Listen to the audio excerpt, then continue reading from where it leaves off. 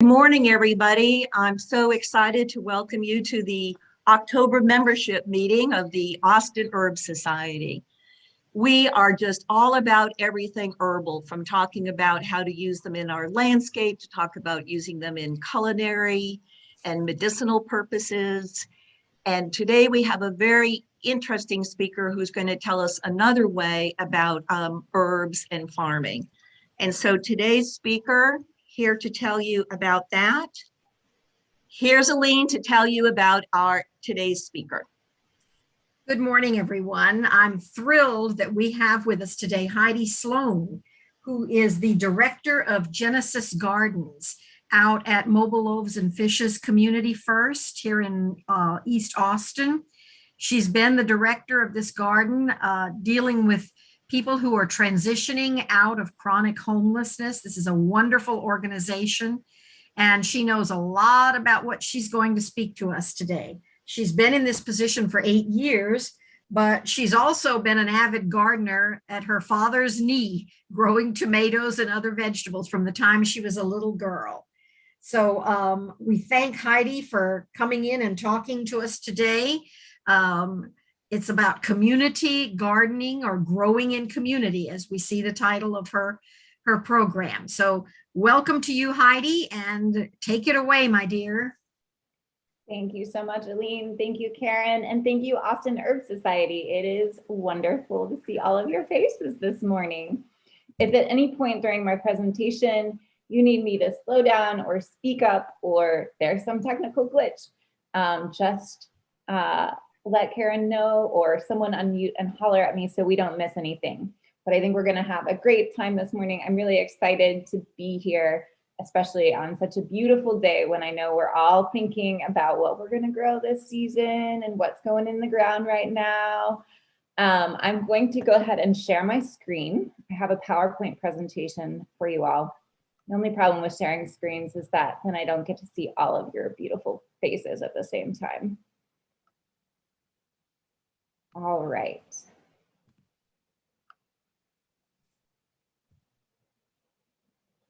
That is loading up. Give me a thumbs up if you can see that screen. Great, fantastic. So as I said, my name is Heidi Sloan. I am the director of the Genesis Gardens program out at Mobile Loaves and Fishes Community First Village. I have been in that position for about 6 years now, and prior to being the director of Genesis Gardens, I was actually the manager of our animal husbandry program. So I love livestock as well as vegetables and herbs and fruit trees. It is a delightful place. If you haven't ever been out to Community First, we really enjoy visitors. It is the heart of what we do, visitors in any capacity, bringing life and livelihood to our neighbors who live at Community First. And as was mentioned, Community First is a housing community, a long-term supportive housing community for folks who have experienced chronic homelessness here in Travis County. Community First started with phase 1 about right when I came on board about 8 years ago, on 27 acres out by the Expo Center where the rodeo happens. And we have 230-ish people living on phase 1 right now. We also have phase 2, which is under construction and also has people moving in. Phase 2 is an additional 24 acres. So we have a few dozen people living there right now, and more moving in every single week. We also have purchased phase 3, which is property across the street. It's an additional 51 acres. So phase 1, 27, phase 2, 24. It's going to double our capacity. And really exciting during COVID, in the midst of all of the chaos and the collective conversation that Austin was having about chronic homelessness, we were able to announce our vision for phase 4, which will happen down near the airport in Southeast Austin. And it will, again, double, not just phase 1 and phase 2, but all of phases 1 through 3. We will be able to replicate that again on phase 4. So we are thrilled to be a part of the conversation around how we as a community surround homelessness here in Travis County. Of course, I'm happy to answer more questions about that at the end of the presentation. to give more details about what our housing looks like, but we're here to talk about plants, we're here to talk about farming, and we're here to talk about farmers. So that is the meat of what I want to get into today. The origins of our program within Mobile Loaves and Fishes, within Community First, we have a vision that when people move home, they are not just moving into a house, they are moving into a community. We want to provide reasons for people to step out of their houses and into relationship with others, into better relationship with themselves. As I'm sure you can all imagine and consider, folks who have experienced chronic homelessness, who have been out on the streets for a year or 3 years, or in lots of cases, my friends have been out for 30 years or more. Their connection with their self-understanding is deeply impacted by that experience. The value that they feel they bring to the world is experience. So it is very important for us as an organization to make sure that we are presenting opportunities for our neighbors to cultivate their own sense of self and dignity through dignified work. And that started a long time ago for us at Genesis Gardens, actually somewhat prior to my coming on board as a volunteer and then eventually coming on to staff. We were gardening before we bought any land. We were gardening in people's backyards around Austin, in individual homeowners. So we would go pick up our neighbors who are living in shelters or under overpasses or in temporary weekly rate motels. We would load up the pickup truck with pitchforks and shovels, and we would build raised beds and grow vegetables in people's yards and take them to the farmers market. Now, that was really fun. We got a lot of wonderful people, but as you can imagine, Austin is so big and so full of traffic, and going from one 4x8 plot to in East Austin to another 4x8 plot in West Austin was not really a sustainable model. The other wanting to be farmers, wanting to really put roots into the ground, is that we really desired a connection and stability. In our housing program, we want folks who move into Community First to know that they are welcome to stay there forever, to make that their permanent home. And in our farm, we believe the same thing. When we can plant trees, when we can eat of the fruit of those trees, we know that we are permanently settled in a place. It is actually like a traditional blessing to be able to tell someone that they can plant a grapevine and they will eat of the fruit and they will drink of the wine that it produces. And so that is a blessing that we receive every day in our farming program.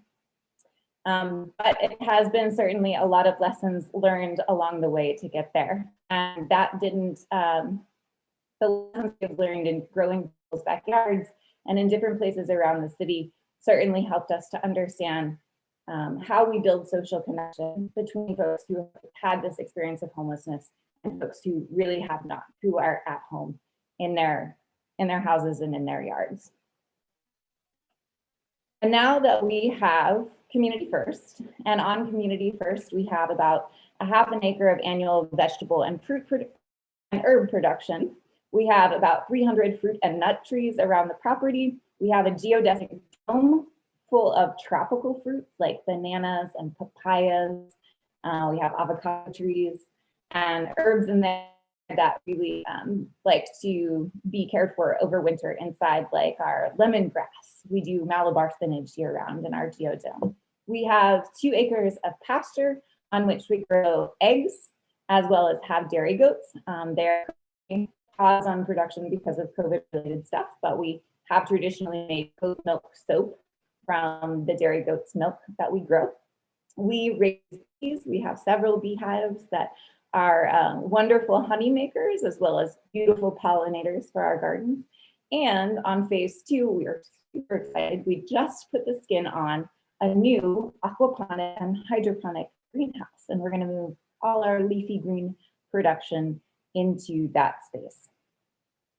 And all of these spaces that we cultivate and the care that we put into them, everything that they produce, we harvest a couple of times a week.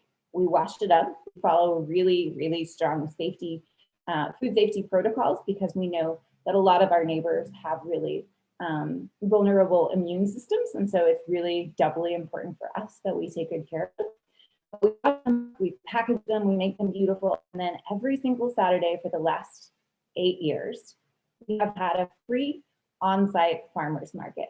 The farmers market is open to anyone who lives at Community First, and everything there is free. So people come and shop, and they may want heirloom tomatoes and basil, because who doesn't want heirloom tomatoes and basil? They may want fresh peaches. They may want eggs from the chickens. They may want a soft butter crunch head of lettuce. So they are able to choose exactly what they want, take it home, cook it for themselves, share it with their neighbors, and there's no barrier. It's also trying to put the traditional model of a soup kitchen on its head, where some of us could imagine going to maybe an old school soup kitchen in which, while the food is a blessing still, there's not a lot of choice in what people are receiving. And so the farmer's market is truly just a farmer's market. You shop, you get what you want. Sometimes we have live music, sometimes we have recipes and samples going out. And so that is the tangible point of our farm, right? That is where everything goes. It's the easy explanation of why Genesis Gardens exists. But Heidi, yes, excuse me for a minute. We're having a little bit of technical difficulties, so I'm going to ask everybody to turn off their video so that there's not so much video streaming taking up the space. And Heidi, if you could move just a little bit closer to the mic. absolutely. Then people are having some difficulty with the audio, and then that'll be the best we can do. So I just paused the recording and now I'll start again. So you can start again. Okay, is that okay, Heidi? Any questions? That's fine. I'm going to turn the Wi-Fi off on my phone, just in case it's sucking any of the energy out of what needs to be directed here. I appreciate you stopping me. That is the last thing. And also your audio is great. Just moving forward like that is perfect. Okay. All right, everybody, here we go. You're going to pause for a minute because you're going to hear that the recording started again, so everybody knows. Okay, here you go, girl.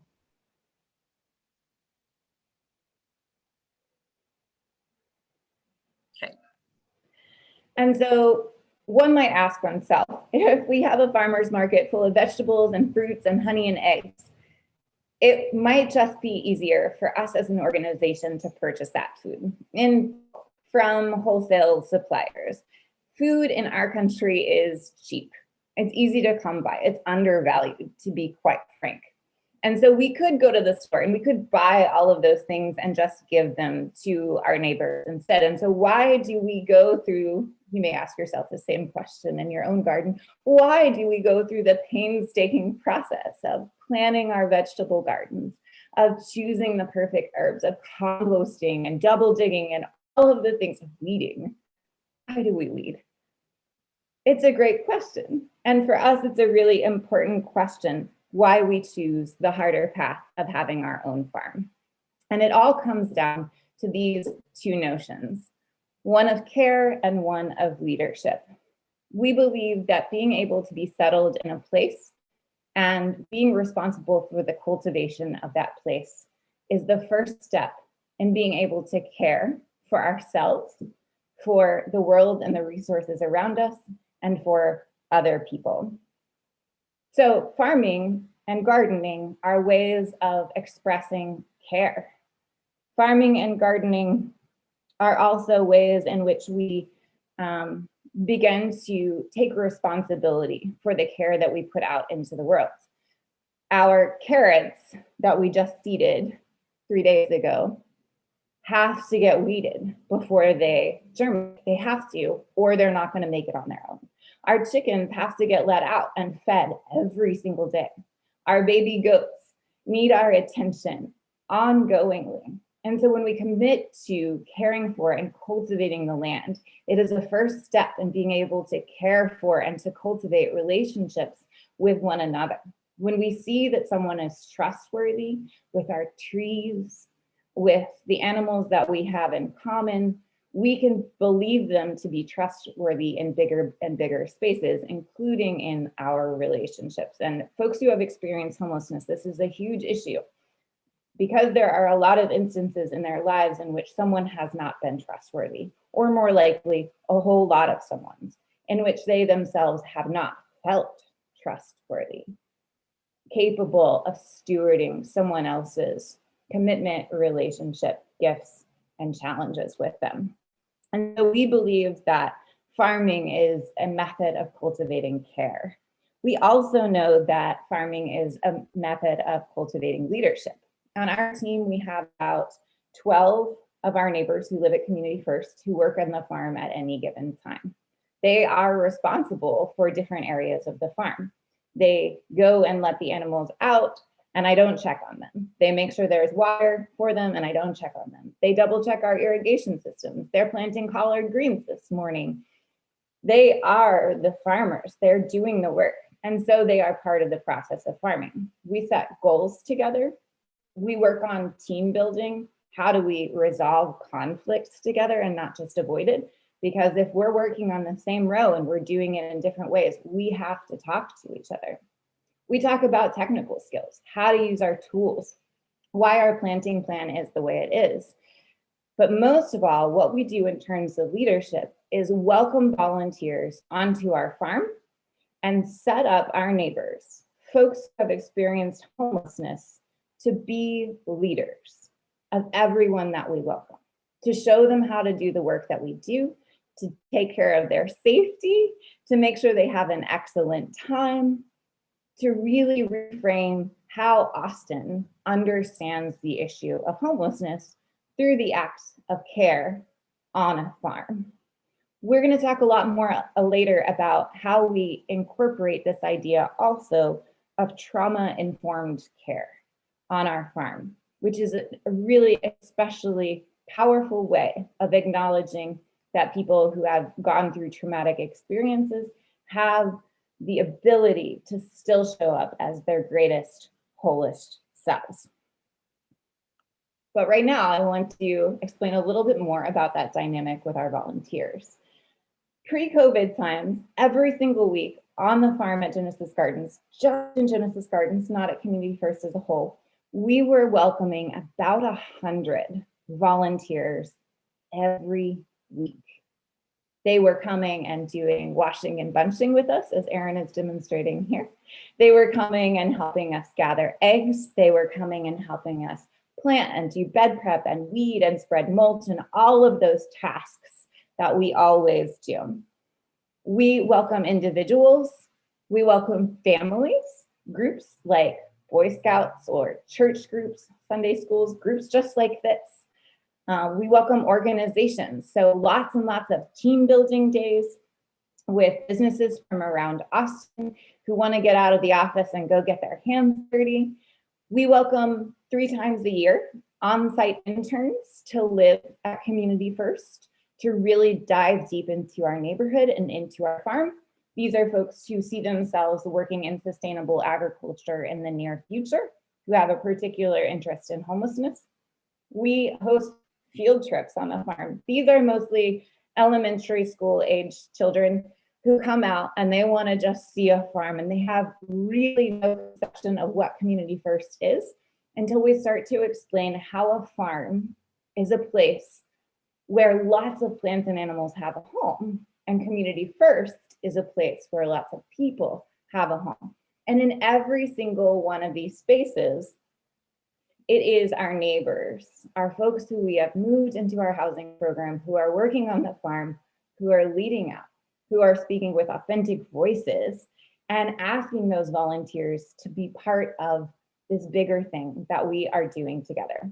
Volunteers are super, super important to us, and we have missed them a ton over COVID. We are just now bringing back in sort of a gradual way, since we can safely social distance on our farm. Our rows are 50 feet long, so we have lots of good spacing. We're welcoming volunteers back. So I'm gonna send you guys this PowerPoint, and you can find the link. I'll also have it a couple more times for you later. So what is it? That's what we do. We grow food, right? We grow food with tons of volunteers. We grow food with folks who have experienced homelessness. We grow food in one place with a sense of permanence and a sense of belonging. So what does it actually look like to accomplish something like that? How do we take this 3-acre farm and farmers market and crew of formerly homeless people and make it work? I mean, farming is hard enough, right? Like pests and weather, why would we add all these other layers on top?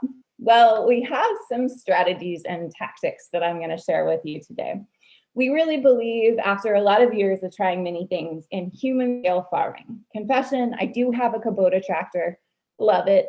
That's because we have 51 acres that I'm often driving across. In the garden itself, very little tractor time, maybe once every 3 or 4 years. So instead, our strategies are really to connect human to human, heart to heart in the context of a road just like this. It is to make sure that someone can have a conversation with someone that they've never met before. And so we do that by sweating and getting dirty next to each other. We do that by making sure that we are dividing up the labor really appropriately, that folks with good backs or bad backs or good knees or bad knees are all doing a skill set that works for them, that we're partnering our volunteers who may have less experience, but more ability with our farmers who kind of have the inverse set of skills and gifts. We make sure that we can stand shoulder to shoulder with someone who needs us and with someone that we need in turn as well. It looks like having a really strong planting plan every year that we follow to a T. So every week we can track what planting we're moving along, what bed prep we still need to do.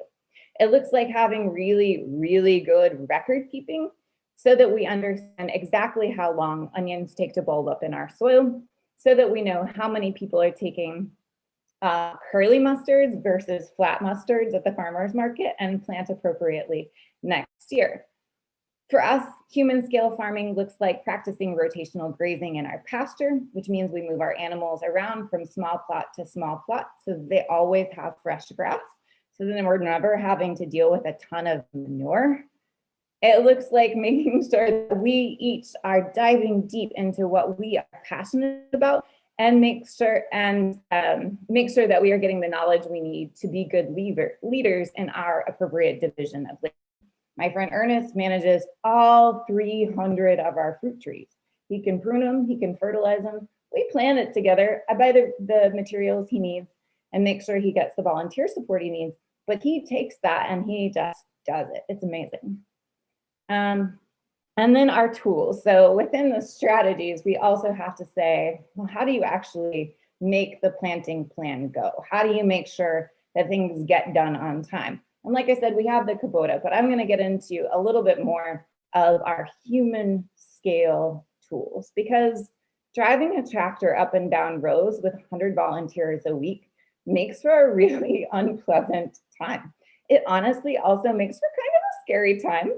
And it kind of moves our neighbors who work on the farm, those who have experienced homelessness, who are re-identifying with the notion of being a farmer, it makes them sort of edged out.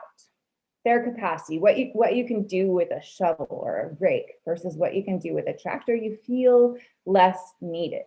And so we've invested a ton of time in finding the right hand tools and infrastructure so that every person who wants to be a part of the farm feels like they can be a very effective part of the farm. So we call that human scale farming. And just to be really clear here, within the strategies and the tools of human scale farming, within the neighbors who work on the farm, the volunteers who come out and support us, we also have a really strong and amazing staff on Genesis Gardens. It's not just me. I could never do this on my own. We also have a director or a manager of our pasture program. We have a farm to table coordinator who comes up with recipes, who does pickling and preserving of our excess bounty every season. And we have someone who is managing the aquaponics and greenhouses especially. And so we also, are really careful in our management system to make sure that people are getting that one-on-one attention, are really able to invest in individuals and grow them. 2 of our staff members of the 4 of us on Genesis Gardens actually started as folks who lived at Community First who had experienced chronic homelessness here in Austin and are now on staff with Mobile Loaves and Fishes. The difference between those individuals and our farmers, our neighbors who are working on the farm day to day, is that our farmers are there on a contract basis. They're still earning an income so they can pay rent, so they can pay their bills, so they can take care of life. They're not on staff on a permanent basis, which lends them the flexibility they might need to change their schedule. Whether that's because they got a different job or because they are maybe aging or going through some health issues. It allows them to make decisions and allows us to make decisions to find them the perfect seat on the bus where they are at right now. And so it takes a whole lot of people to make human scale farming work. That is the point, honestly. But I wanted to share with you guys, because I know, unlike a lot of groups, maybe we have the common garden nerd factor. I'm really, really into this stuff. I wanted to share with you, and I'm going to just close that slideshow for 1 second so I can actually open these links. The nuts and bolts of how this all happens. So every season, try to make this big, we make a planting plan. This is our fall planting plan. So literally, I share with my team of formerly homeless neighbors and volunteers that this season, we are going to grow, there it is. We're going to grow 4 rows of beets, 50 feet of mustard, collard greens, broccoli, cauliflower, cabbage. And we work through this together. We set the goal that by September 21st, we're going to have our bok choy in the ground. By November 10th, we're going to have our spinach in the ground. I share with them what we need to do to get to that point. We talk through our planting dates, and these are resources that I've gotten from Johnny's Seeds for the most part, all of our planting date calculators. We have someone who specializes in managing the greenhouse. So I hand her this list, and then week to week we talk about, well, how did that, how did those beets germinate? Do we need to do some more? How's our broccoli looking? Are there any grasshoppers getting into our greenhouse? Do we need to patch up any holes? Do you find that the Toscana kale and the red Russian kale are having different growth rates? And this is a person who never knew that she loved horticulture before she was part of our program, but has just blown us out of the water. And every volunteer who works in the greenhouse with her, they don't come away saying, oh yeah, this person clearly used to not have a house. They come away saying, wow, what a wealth of knowledge she was. I can go home and start seeds too. So we do this together. We plan the work and then we work the plan together. We also do a ton of record keeping, like I said. So here is what our harvest looks like. This is me like opening the closet door and showing you sort of the mess. This is what actually comes out of our garden week to week. So Ellis, who runs is our farm to table coordinator, is in charge of this. And again, Ellis didn't know how to make spreadsheets when he came to Genesis Gardens, but now he's doing this work and he's telling us every week how much we're growing and how much people are eating of what we grow. So that next year, when we make our planting plan, we can say, it really surprised me that people love bok choy so much at Community First. Didn't see that coming. Let's plant 50% more this next year. Or, it really did not surprise me that people at Community First don't love eggplant. Let's just continue to limit the amount that we're growing year to year. So we have records going back for 4 years at this point. And we can really kind of predict what we're going to need season to season. I'm going to close that out for a second since the internet is slow. I've also included for you guys the link to those calculators that I was talking about. Again, this brain didn't come up with all of this stuff. Lots of resources in the world that help. So these, Johnny's where we buy a lot of our seeds, and these calculators really help us, especially in this section right here, to understand if we want to have a farmer's market that is offering a variety and an abundance every single season, what is it going to take week to week to week to get there? so that when our volunteers show up, we know exactly what we're doing. We look very professional every single week because we've just written these planting plans together based on our harvest records. We also do a lot of integrated pest management on our farm. So this is another practice. That's in my practice column over here. And I'm sure y'all are familiar with that. We do integrated pest management, not just because we believe in it from like an environmental point of view, but because literally between our volunteers and our visitors and the people who actually live at Community First, I guarantee you every week someone is coming and picking something and eating it right there. Now, I always tell people you should probably wash your food, you know, dirt, whatever. But I can never in good conscience go and put something on our garden that could do harm to someone who is hungry, right? And ultimately, them going and picking food out of the garden, which is not exactly the way we have our program set up. We harvest and we wash and we put it at the farmer's market. But if they're going and eating out of the garden, I don't want to say no to that. I want to be able to say yes and to that. Yes, here, eat this. And also come to the farmer's market on Saturday. Integrated pest management is a real strategy for us to grow abundantly, to grow the best crops we can grow at the same time, to make it safe for anyone who wants to participate, to be part of what we do. So I would say like the strongest stuff we use on the farm are probably our copper fungicides, which really limited on how much I'll let people use that. And then we use hydrogen peroxide as a disinfectant and as a root bacteria sort of like preventative. And that comes in a strong bottle. And so we have to be careful with that. But I mean, other than that, it's like orange oil and garlic and trap crops is how we manage all of our pests for that very reason. Over here, I shared with you also our tool column. And again, this is our strategy of how we make our garden, our farm, human scaled. And like I confessed, we have a Kubota. I move things in the bucket with the Kubota tractor sometimes, but in the day-to-day, in the field with our neighbors and with our volunteers, we're not running tractors. We don't do that. We can't let our contractors drive a tractor or our neighbor contractors drive a tractor anyway. And so it's really limiting their capacity.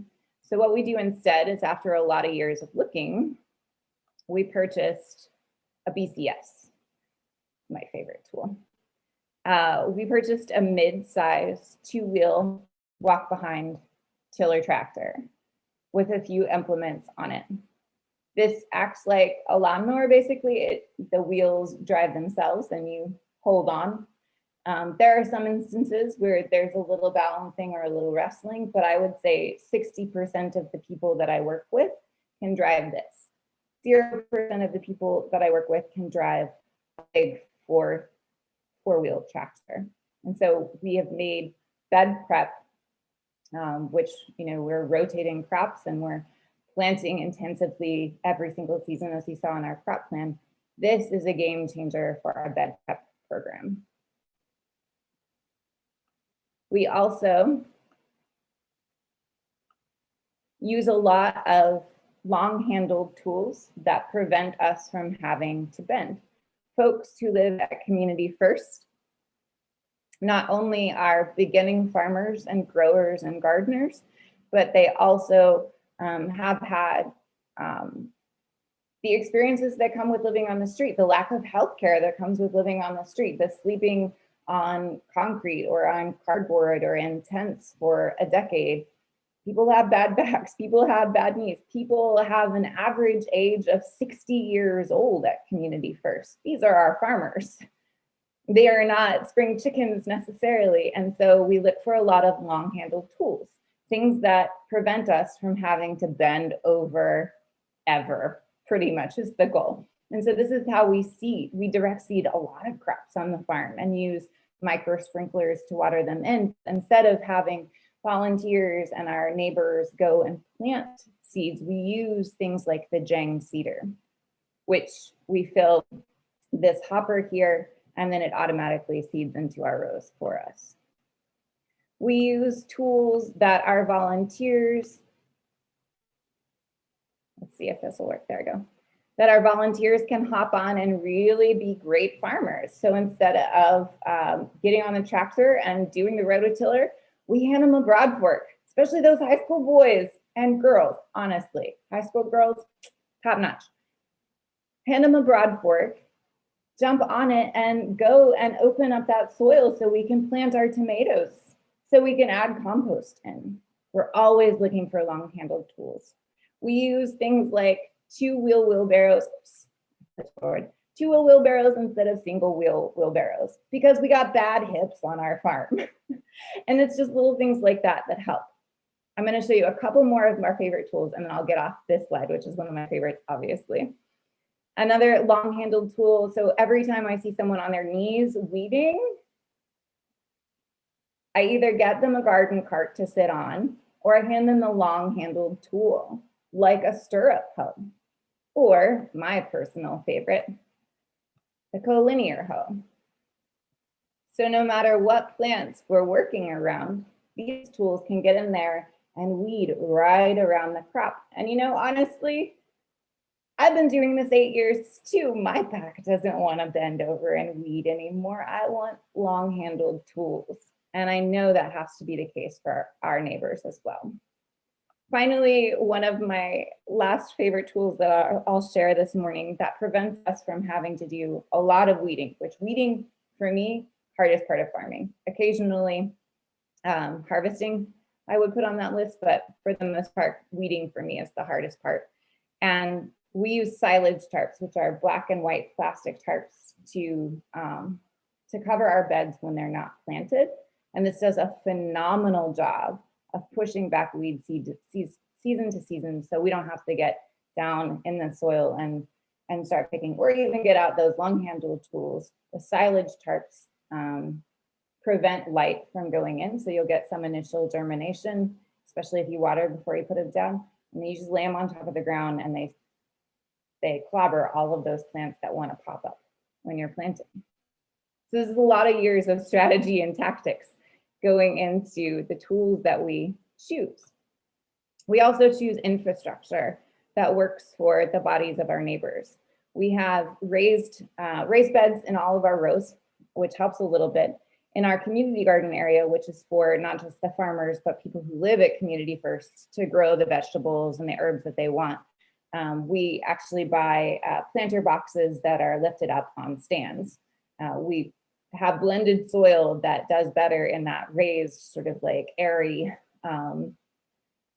circumstance that has the tendency to bake here in Central Texas.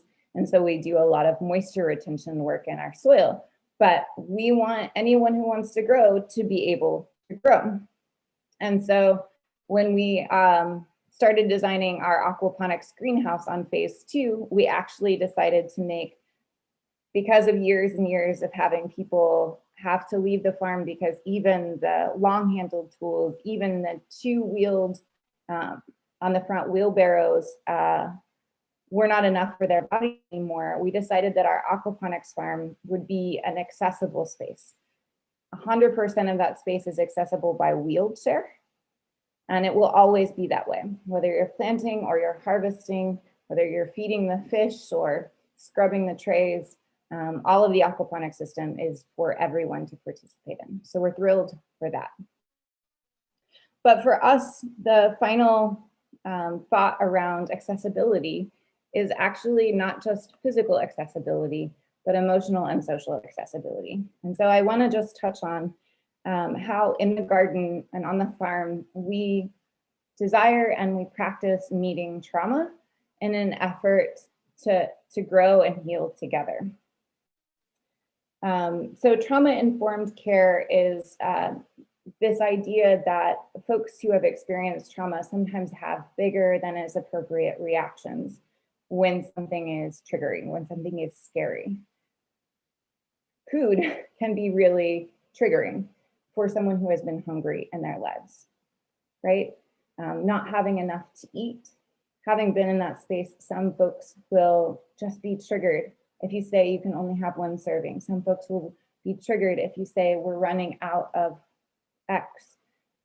It feels very scary. It feels like going back into that place. And so we on the farm are constantly growing to meet the need of the people that we are around. That's why the farmers market is set up the way that it is. We do trauma-informed care in that space. Take as much as you need today. Do we go and check if everybody's used all the turnips in their fridge? Absolutely not.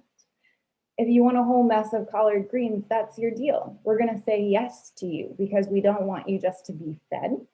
We want you to feel good. So we practice trauma-informed care. Food is a really easy example. Relationships are a harder example. Conflict within the team, with volunteers, between myself and the folks who work on the farm. We are side by side. We're pushing those wheelbarrows together. We are intentionally creating room for conversations, for leadership, and for care. But for somebody who has been really struggling just to survive for decades at a time, that can feel really scary. And so we do a lot of de-escalation techniques. It's okay if someone is having sort of like a mental health escalation moment. We're still going to be there. We have all this space to take a walk. We have all of this space to step back if we need to step up, to work hard if working harder makes us feel better.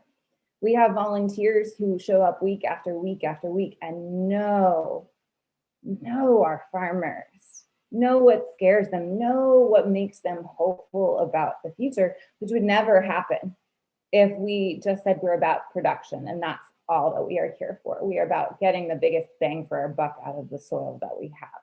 Instead, we're able to really slow down. And if somebody's taking a break in a deep conversation like this with a volunteer, and they're having that moment, we're growing something, right? That is production. That is important.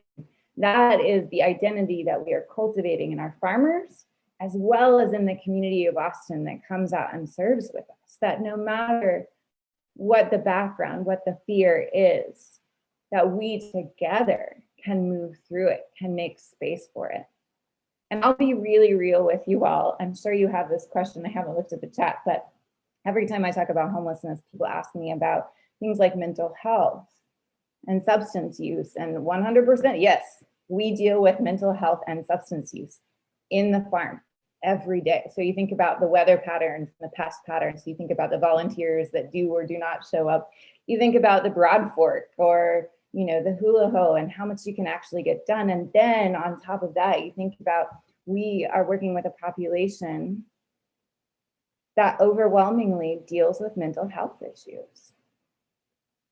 How do we make a farm that can own that and love that? Well, you make farmers that can own that and love that.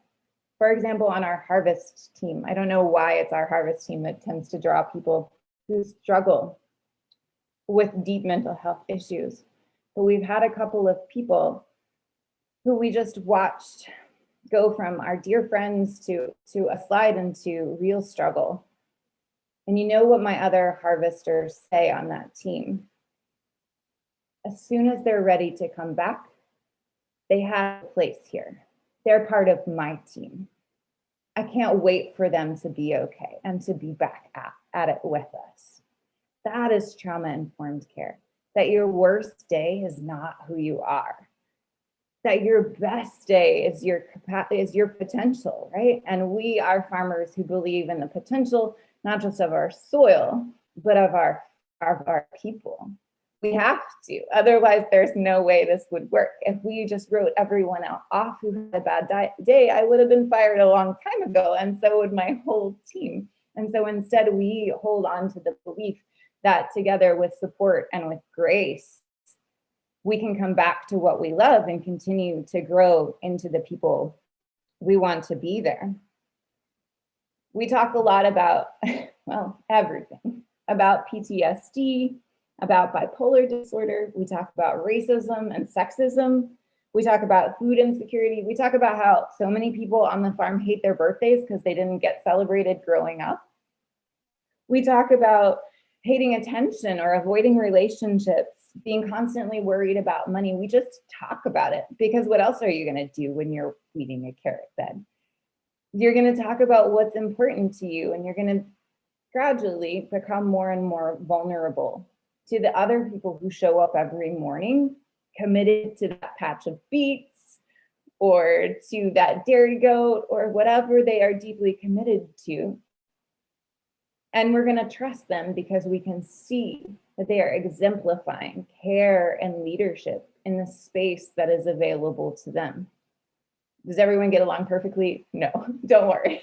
We haven't figured it all out yet. But that is our goal. We're not a clinic.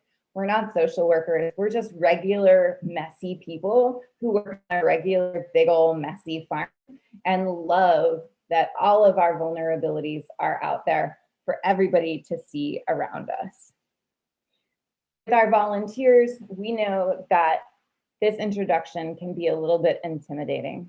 And so we make sure that we are checking in and supporting our farmers in that space, and that we're following up with each of the volunteers who comes out to serve, explaining what our vision is at Community First, that we are a work in progress, that there will always be weeds on our farm, that there will always be weeds in our relationships, that that is normal, and that they can be a part of cultivating anyway, of the bounty that comes out of a space that still has some weeds.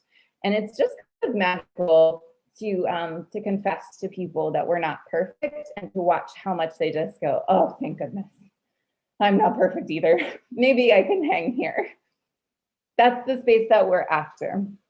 Turns out, I don't know why a farm works for that. I'm sure there are lots of other circumstances, but that's my jam. I love farming, obviously. And for the few people who live at Community First who love farming, it just turns out to be a space that we're allowed to build that in, to practice that.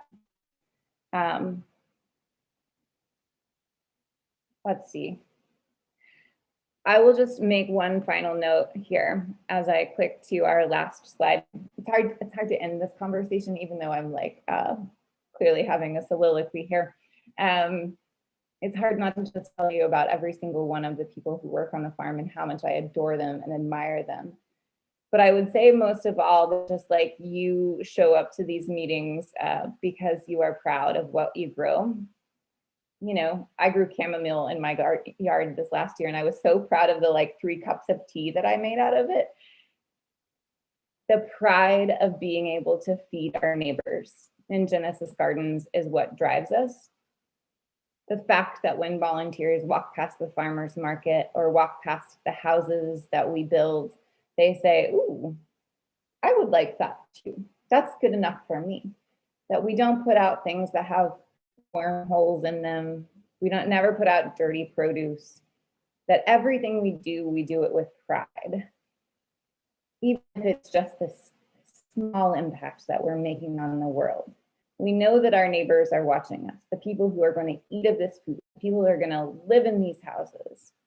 And we know that the broader Austin community is watching us and saying, well, how did they see value people who have experienced homelessness? And for us, our goal is fresh figs and pomegranates. It's honey from our bees. It's arugula. It's Cherokee purples. You know, it is the best. That's what our vision is. And that is the expectation that our farmers have of themselves and of one another. And I think that's why they stick with it. That's why we have folks who have worked in our program for 6 or 7 or 8 years and are just becoming incredible growers. So I welcome you to participate. For more information, you can check out our website. It has a lot about Mobile Loaves and Fishes and Community First as a whole. There's a specific Genesis Gardens page that has more about our program. And I will stop there for today.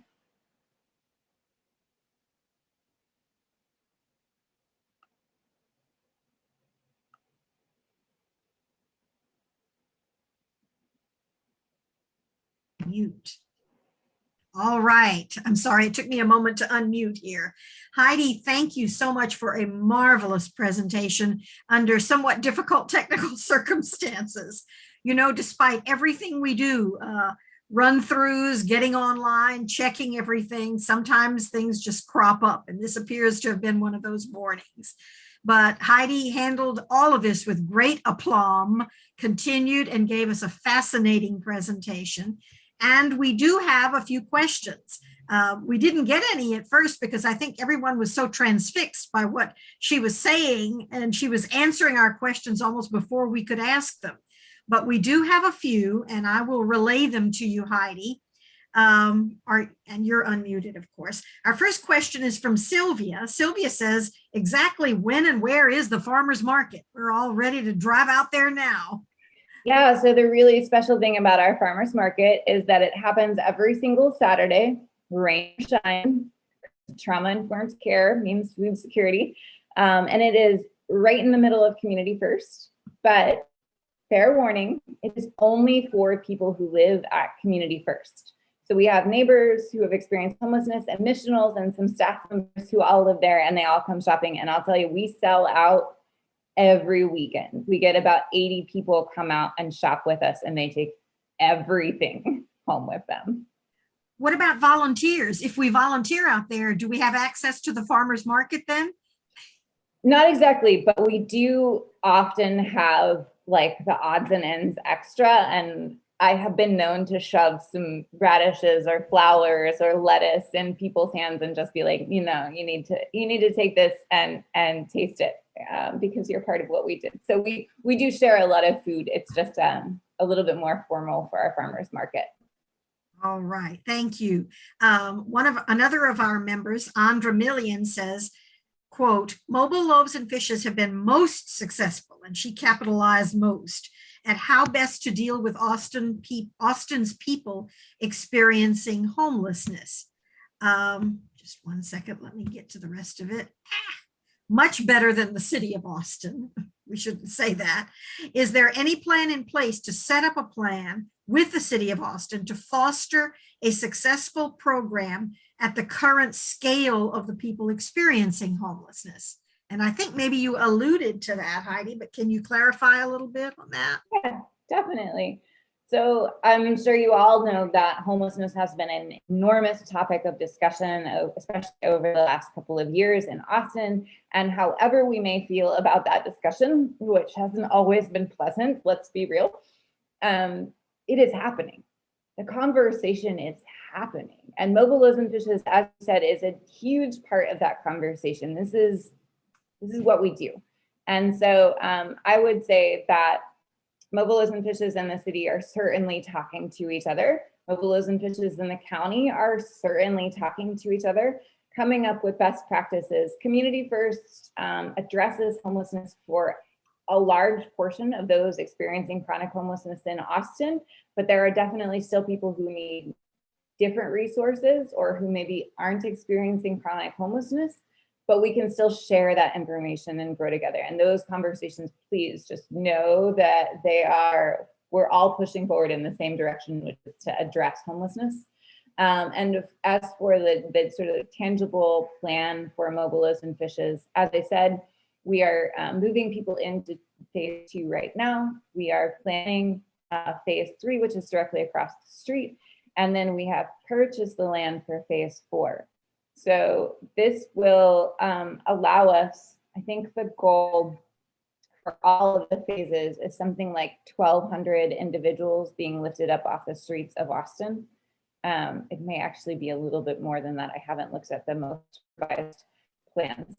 That is what we anticipate in the next probably 10 years as those projects get completely closed out. We'll be moving lots of people in along the way, but that's what we anticipate our contribution being, in addition to continuing to just cultivate a community that understands and deeply cares for our neighbors experiencing homelessness.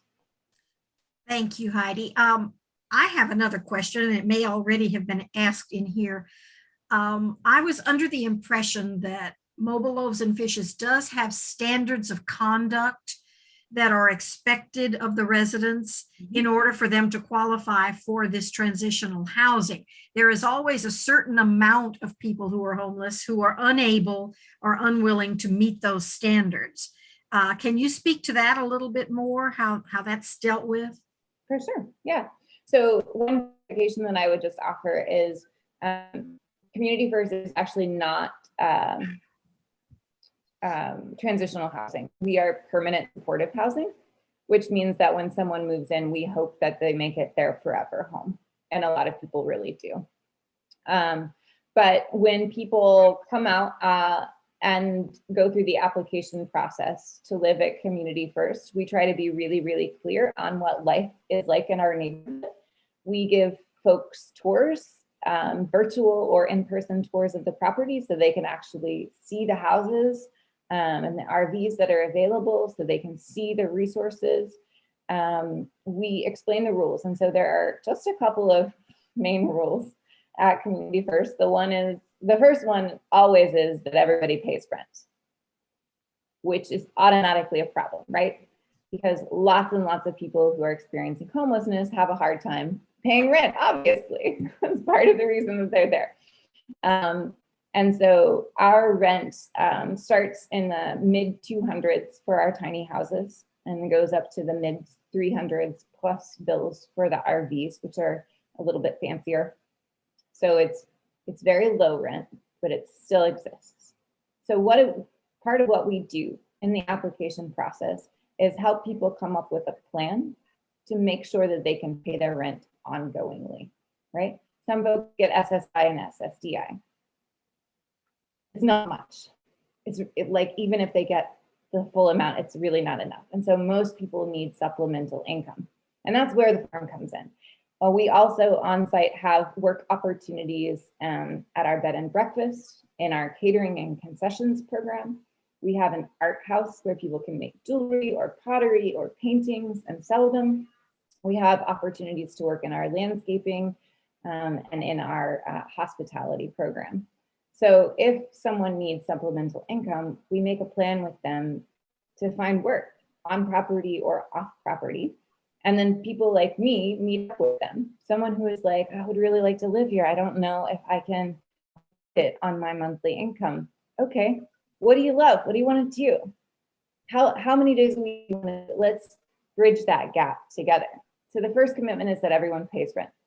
The second rule of Community First is that everyone follows the rule of law. Now, do we like walk around and just ask everyone what they're doing all of the time, putting our nose in everyone's business? Absolutely not. That would be really annoying. No one would want to live there. It is just like your neighborhood. I'm going to tell you again, it's just like your neighborhood. People do whatever they're going to do inside their house. As long as they're okay and they're not bringing drama or conflict outside their house, whatever. We're not going to call the police on them. That's not helpful. We're not going to go and shake our fingers at them and shame them for whatever behavior they may be exhibiting. Nah. As long as you're okay and you're treating your neighbor well, we're okay. Now, technically, the law says a lot of things about substance use, right? But your neighbors don't get drug tested just because you wonder if your neighbors are using, right? That's just not how our society works. What happens is if someone causes a problem, then that comes under speculation. And so the same thing happens for us. But what we try to do, because mostly we just know how people's mental health is to love on them and shine light on that, to say, you know, I see what's happening and I love you. I'm here for you. And if you want anything about that to change, I'll stand with you. I'll help you find the resources. And if you're not ready to make a change, I love you still. And you just let me know if that day comes. And that's the most effective strategy we have to deal with all of that. So those are the two main rules of Community First. Everybody signs a lease, but most of the contents of the lease are things like don't put an inside couch outside, just like in your neighborhood, your HOA says don't do that. It says scoop your dog poop, just normal human stuff. And that is our approach, is that people don't get better, don't live in community being shamed. They don't have to be perfect to move in. They just got to have a plan and got to want to be there. Thank you so much, Heidi. Here's a complete turnaround. Now we're back to those long handle tools. Yeah. Everybody wants to know, where can we get a list of those tools? How can we buy them? I saw you had on the slide some information, but do you have? I'll send that slideshow presentation to you, which means that if any of y'all are really interested in like the crop plan or anything, that I can like give you permission to got it as well. I don't have any problem with that. But the long handle tools I have on that list are linked, so you can go directly to where I buy them from. I will confess that my favorite place to buy stuff is Johnny's Seeds. If anybody's ever shopped there, it's delightful, and they just do a really excellent job with their tool selection. The broad fork is from Meadow Creature, and I like that particular broad fork because it is all metal. It's welded instead of wood handles, because we are pretty hard on our broad forks and they'll splinter on us. And then I've linked the BCS side as well. I don't know if anybody's at a scale at which they would need a walk behind tractor, but big fan of those too. Right. I'm having difficulty myself seeing all of the chat for some reason, but I do recognize a question that says, how do we volunteer? Yeah, great question. So the website that I linked on the last slide, which is just mlf.org, has a tab that says get involved. And that has all of our volunteers listed, volunteer opportunities listed on it. The garden does fill up. Pre-COVID, man, it was much worse. I had a little of a struggle of a time signing up. Just remember that a year ago, or I guess 2 years ago now, we were booking out almost a year in advance for our Saturday volunteer opportunities. So it's a hot thing. But it also includes our art house volunteer opportunities. You can do make readies for move-ins as our friends get ready to move into their homes. You can help decorate and stock their refrigerators, which is just like an incredibly rewarding volunteer opportunity. So even if you wanted to expand beyond the garden, you can check all of those out at mlf.org. And then it's that get involved tab.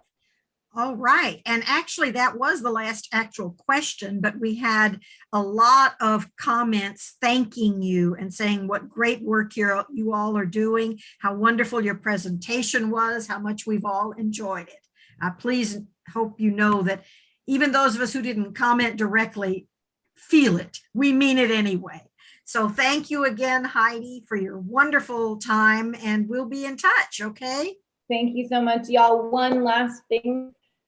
It is both sad and really exciting for me. I'm actually transitioning off of staff with Mobile Loaves and Fishes. This is my last month. This is my last public speaking engagement, officially repping Genesis Gardens after so long. I'm starting my own farm, but I'm leaving the garden in the best hands, the hands I could never trust. I could never walk away if I didn't trust them.